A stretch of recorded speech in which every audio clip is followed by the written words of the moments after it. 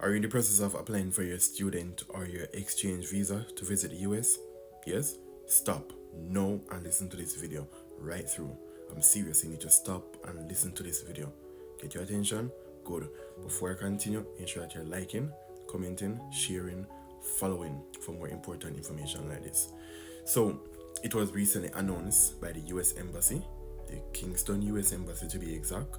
You can look it up for yourself that all individuals who are applying for the F, M, or J visas, which are the student for the F, the student again for the M, and the exchange program persons for the J, right? All who are applying for those visas, you need to make your social media account public. So if you have a social media account, it's just for yourself and your close friends, so you have it on private, change that now. IG, TikTok, etc. Put it to public. Okay? Good.